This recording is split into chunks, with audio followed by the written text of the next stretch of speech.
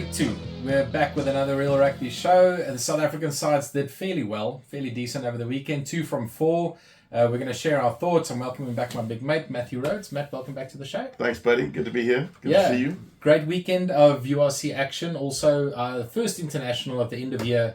2 of the All Blacks was in action against Japan. We'll talk about that briefly. But to kick things off, first game of the weekend, I cannot tell you how frustrated I was on Friday night. You weren't able to watch the game. I watched the Bulls play Benetton in Italy, and I almost broke my TV. I couldn't watch that. And do you want to tell the people at home what I did and what happened?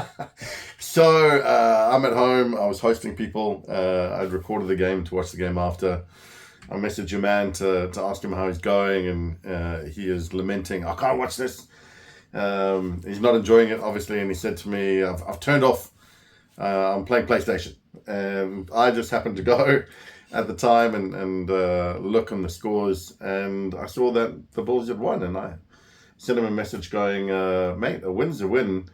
And that obviously hit because he hadn't been watching. He thought the Bulls had lost, and they'd made a comeback right at the end. They made a comeback, but honestly, I couldn't watch that shit. I mean, for 70 minutes, and I love the Bulls, and it's my team, and Jake's a great coach, and we've got the team. But for 70 minutes, we couldn't catch a line-out ball. We kept on losing turnovers 5 meters from the try line. It was insanely frustrating to watch. In saying that, a win away from home is a win away from home. So we'll take it, we'll bank it, and then hopefully take some lessons into the next game. But unconvincing, if I can say that in the least, about the Bulls. They weren't great on the night, but they still, I mean, we spoke about this previously, is what makes a champion side, is the ability to grind out those types of wins, because it could have very easily turned into what happened to the Sharks, and then suddenly you lose by 30 points. And they're not an opposition that you can walk over not anymore. Either. Exactly. No. And to give them their fair credit where it's due, I think that they've stood up this season. They've taken it to another level. They're playing good rugby, and they make it difficult for teams to come and win there. And so to win on the road, away from home, even ugly, is you'll take the points. No, we'll take it. And again, we've spoken about David Creel in the past. He was instrumental because he kicked that winning goal at the end. Not a first choice kicker, not renowned for his kicking, but again showed his versatility. Yeah, he slotted it. Yeah, on the Bulls side, honestly, there weren't a lot of standout players. The one guy that I must give a shout out to that made an impact when he came on was Akker van der Merwe. Yeah. And I'm a big Johan Grobelaar fan, and I'm happy that he's now in the box squad. But he didn't have a good evening, admittedly. Couldn't find his jumpers. They were just misfiring all the time.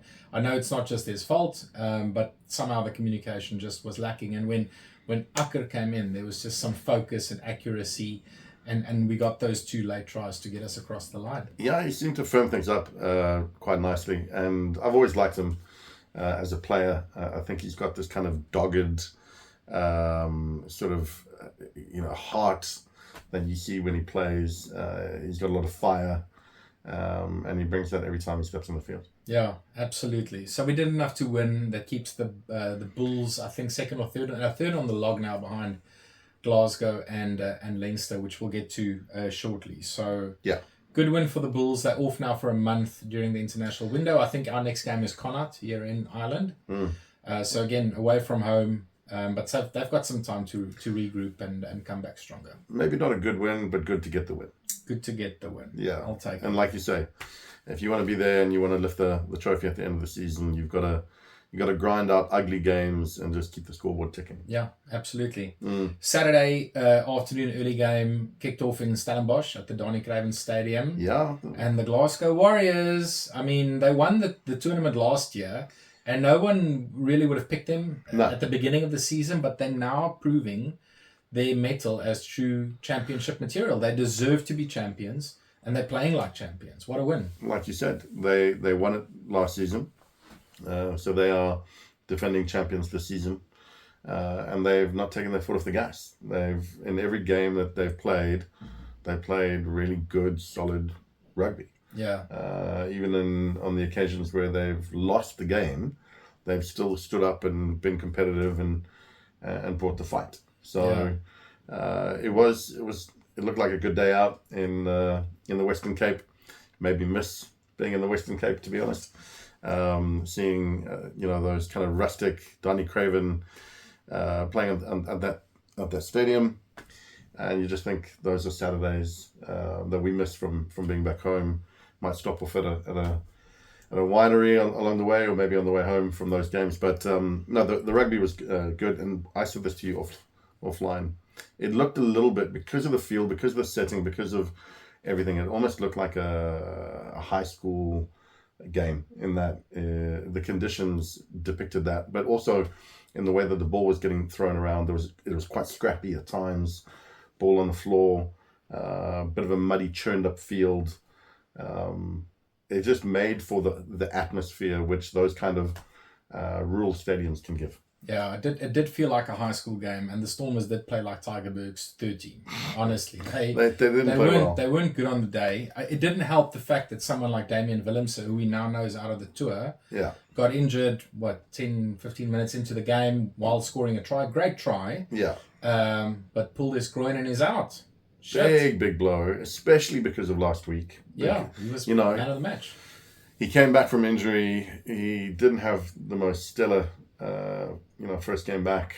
Had a lot of naysayers, put them all to bed last week with his performance, and then this week he comes through, gets injured, and now he's out of the Northern Hemisphere tour. And I feel sorry for him, because again, the kind of razzle dazzle that he showed last week is definitely what the Springboks like and what we need at times. And he brings that kind of dynamism to the team, to the wider 15, because again, he's that versatility. Can play centre, can play 10, can play fullback. Stick him on the wing, he'll be fine. But you know what I mean? He's one of those players that I think gives a lot of creativity, which we're now going to be lacking. Yeah. Not completely, because there are other creative players on the field, but I feel really sorry for him. Yeah. And I think, again, if you look at Glasgow, let's give them credit. The way they play, it's very reminiscent of the Springboks, like very strong in the last 20 minutes. Yeah. And I said to you while we were watching the game, that it's just like a carbon copy of what happened in the final at Loftus against the Bulls, where the Bulls were leading, and we just thought, we'll grind it out, we'll win this. Last 20 minutes, boom, boom, boom, quick tries, and they take the trophy. And they did exactly the same thing on the weekend. 2 late tries, and suddenly it's a big score, and it's like, wow, okay, they just blew the Stormers out of the park. Yeah, again, you've got to play the full 80, and we know this about championship teams. You've got to go and play the full 80 minutes, and then sometimes plus. And if you got that fifth gear that you can kick in within that last 20, when the legs are tiring around you, then you've got every chance to take the win and to make the scoreline maybe a bit more flattering on your behalf. We saw that, and we'll come to it on the international between New Zealand and Japan. There were, in both halves, the last 10-15 minutes is where the scoreline kind of ran away. And coming back to the Glasgow team, in that last 20, they managed to step it up. Yeah. Absolutely. So great win for Glasgow. I don't know, John Dobson's got a little bit of thinking to do. There's some big name players in the Stormers that didn't really pitch up, and I don't know, they're lacking confidence or something's wrong. Like I said, it just looked a bit scrappy. Yeah. It looked like they were they didn't have a lot of form, a lot of structure, and the heads that you think would normally stand up and play and take ownership and take charge of creating that kind of those systems. It just didn't seem like it was there. So there was something that definitely was amiss. Yeah, absolutely. Right, I can see you're chomping at the bit to just talk about the Sharks. I'm going to sit back for 5 minutes and just listen to you rave about how well the Sharkies played. Mate, it's amazing turnaround, but it's also because the Springboks are back in the team. Yeah. Right? So there are some key heads that are playing really, really well. I think Grant Williams needs a shout out. This weekend, he was everywhere.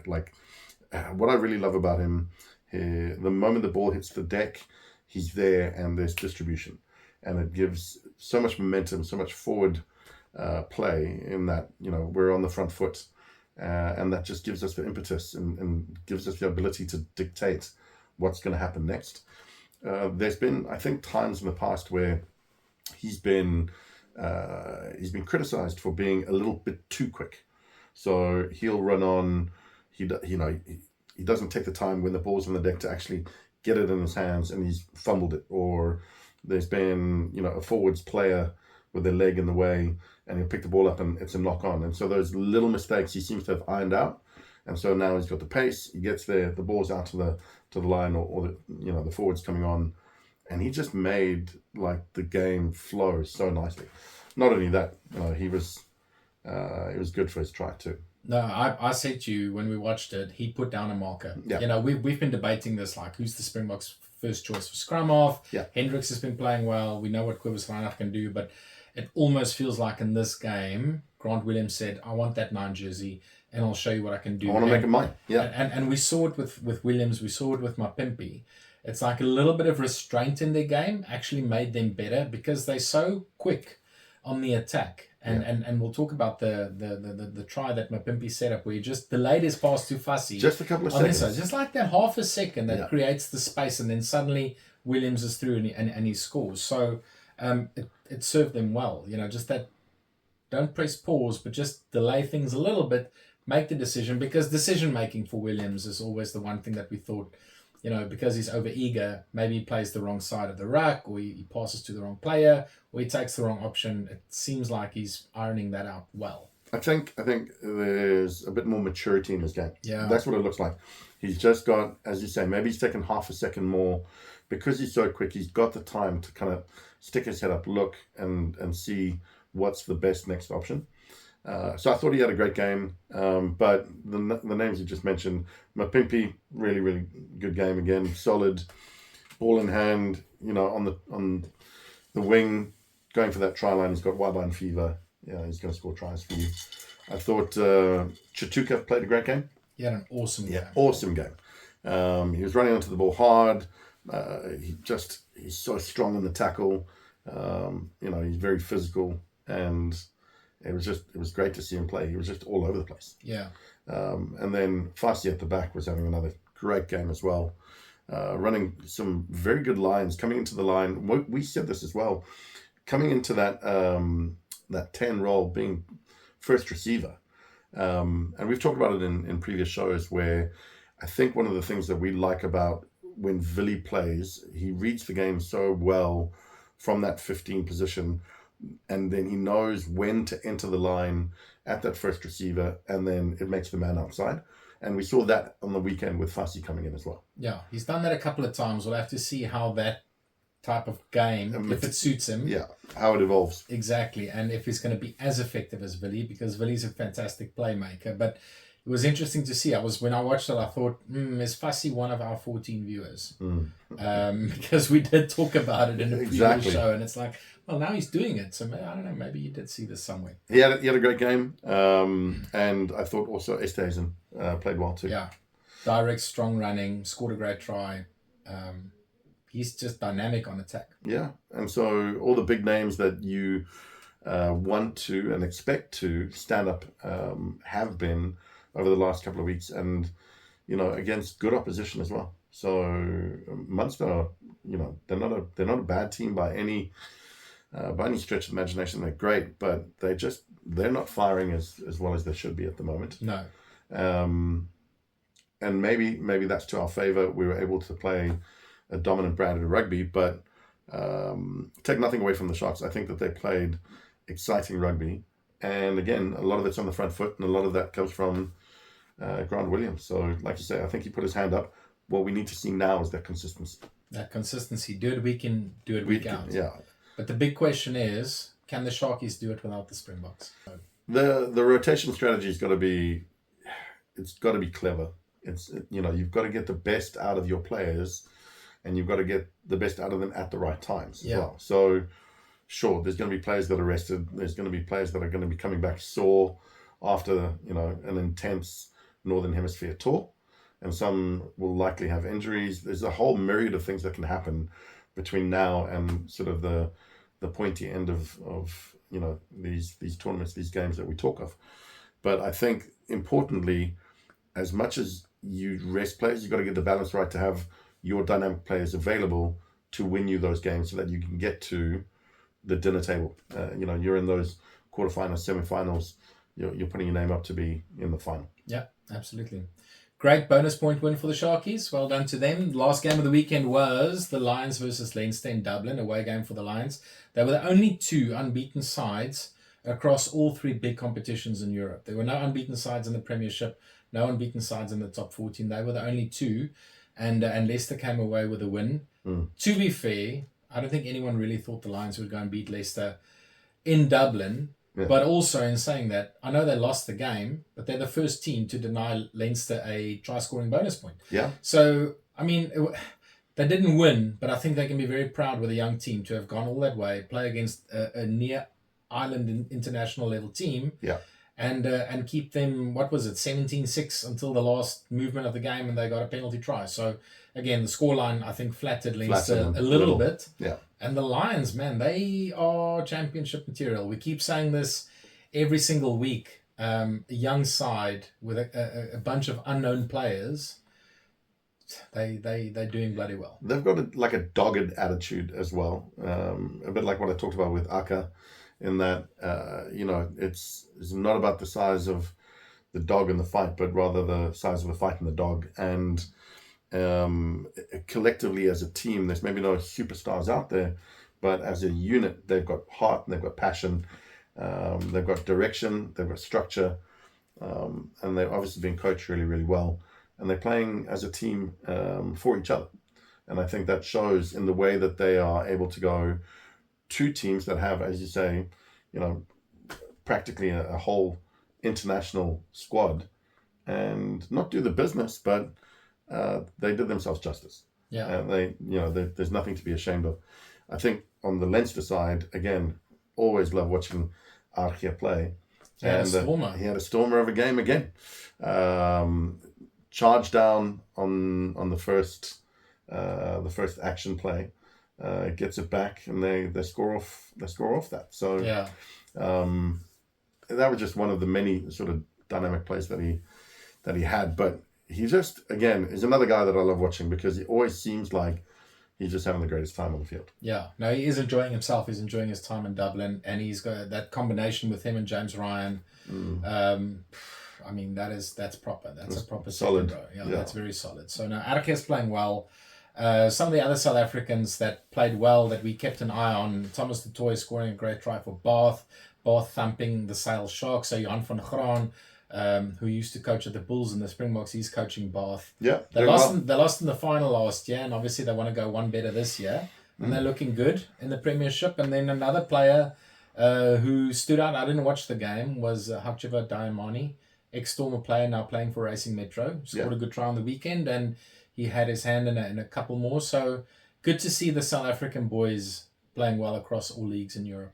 Yeah, and nice that Thomas the Tank gets a try leading into this autumn international series, Northern Hemisphere series, because like we've said, he has so much that he can give, because we see it week in and week out when he plays for Bath, that we just want to see happen for him in the green and gold. And if he's scoring tries and he's got the momentum and he's got confidence, not to say that he doesn't have that when he plays for the Springboks anyway, but we just hope that that's the secret sauce that kind of then translates to how he's going to play for the Springboks. Yeah, well, only time will tell. And then one other person I think also needed to get mentioned again, playing for Benetton, was Werner Matt. Kicked a beautiful shot from 50 out, straight through the poles. But he looks like he's having fun playing in that squad, playing 15. Also enters the line at the right time. He's got a good kick on him. And we mentioned it before in other shows, but he's doing really well. So fair play to him. Yeah, Werner Smith also, man, his tactical kicking on attack always, makes the defense turn around, puts pressure on them. We saw that against the Bulls, and that kept them in the game for the majority of the games. So, yeah. So good shot. Tough to see all the South Africans doing well, and let's hope that translates into the Springboks and how we go in the next few weeks. Talking about the Springboks and international rugby, let's quickly touch on the All Blacks playing Japan, officially the first taste of the end of year window. I said to you before the show, I don't really know what to discuss. The All Blacks won. I think the scoreline flattered them. There's nothing really in that test, right? They were always going to beat Japan. I don't think that the result was ever in doubt. No. I don't think Japan is as good as they were between 2015 and 2019, to be honest. No. And I think the scoreline flattered the All Blacks. They scored 2 late tries. There was 1 disallowed try by Japan, and then there were two tries that Damien McKenzie put in some pillars of tackles. Heroic effort to stop. It could have been a lot closer than the scoreline suggests. Yeah, it does flatter the All Blacks. A lot of, forgive me for saying, but a lot of like newbies, no-named All Blacks that I haven't really spent a lot of time watching or recognizing. So there's a new bunch of, a new team rather, that it seemed. And a few of them took their chances. Love, the winger, scored 2 tries right at the end. I thought their halfback, he scored a try too. He seemed to do well, but the scoreline did flatter them. I thought the Cherry Blossoms were good value for the first 20 minutes. Yeah, they were in the game. They were lucky. They scored a really good try to start the game. The wing played well. He joined at the breakdown out to the scrum half, inside ball back, and he goes straight for the line. D-Mac couldn't stop that. But it was kind of neck and neck. And then in the last 16 odd minutes, I think from minute 24 of the first half, the All Blacks just turned it on, scored 3 or 4 tries, blew out the scoreline. But then second half didn't start well.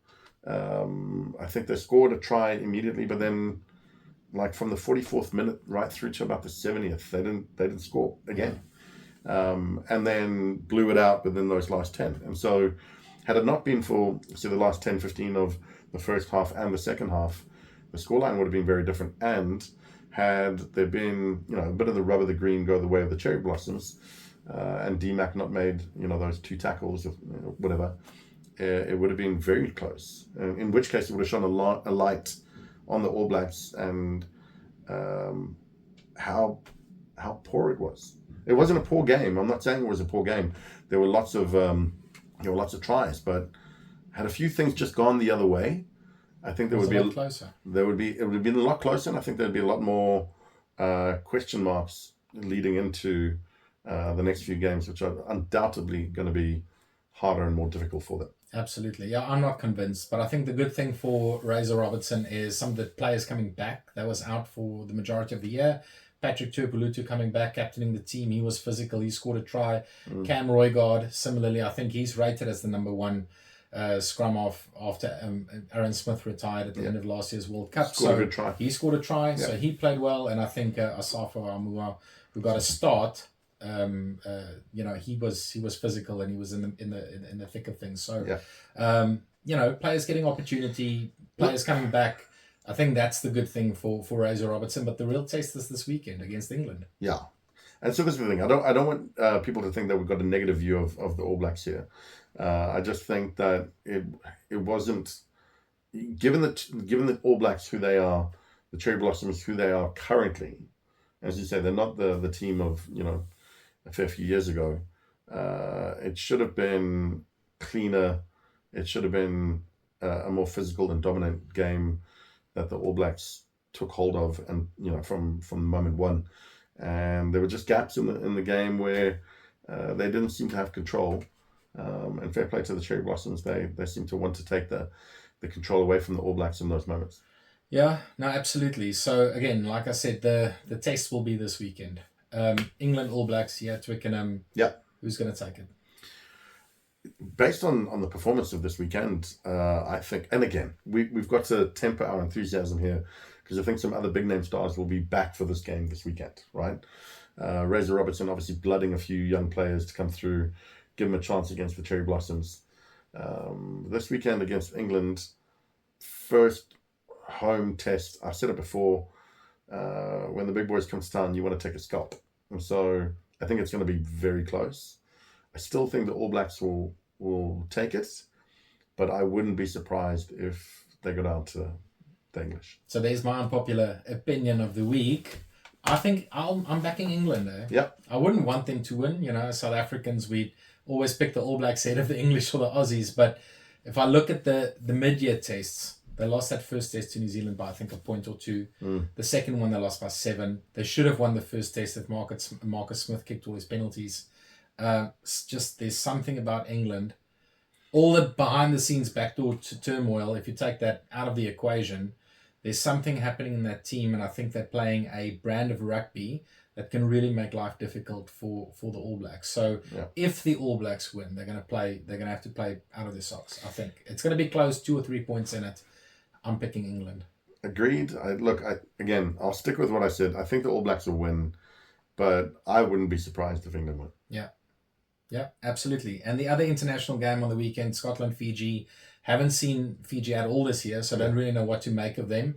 They were very, very competitive in the World Cup, make it to the quarterfinals, almost beat England in the quarterfinals. So who knows what team they pitch with, but it should be a fairly, I would say, 10 to 15 point victory for Scotland. It should be. Again, you never know the kind of team that pitches up on the day with Fiji. So they can play razzle-dazzle, throw it around the park, play a bit of basketball style, run with one hand, ball with one hand, in one hand rather. Sometimes they can play the most exciting rugby and really turn it on. And we hope that that's what we see on this weekend. Yeah. But I'm with you. I think Scotland's going to win it. Scotland's, again, I don't think they're as good as they were like 2022, 2023, but they should take that one quite easily. Yeah. So that's it. No URC this weekend. The Currie Cup's done and dusted. No South African teams in action. The Springboks are not playing. We're playing Scotland in a week and a half's time. Mm-hmm. So we've only got the 2 games, and we'll chat about that on Monday. No excuses. Lots to watch. Lots to watch. Well, let's see. England, Scotland, Northern Hemisphere sides for the win. Yeah, I think so. Again, it's going to be exciting one way or the other. So lucky. International rugby back on the scene. Matt, cheers. It's been another good one. But under vein for the pain. Well, yeah. Again, it was painful this weekend, but we still got the job done. Mate, win's a win, my friend. Win's a win. Cheers. Thanks, everyone. If you like the content, please give this video a like. Subscribe to the channel. Click the notification button. Share it with your mates. Follow us on TikTok. Follow us on Instagram. Follow us on Facebook. There's more videos coming. And thanks for your support. We'll see you again next week. Cheers.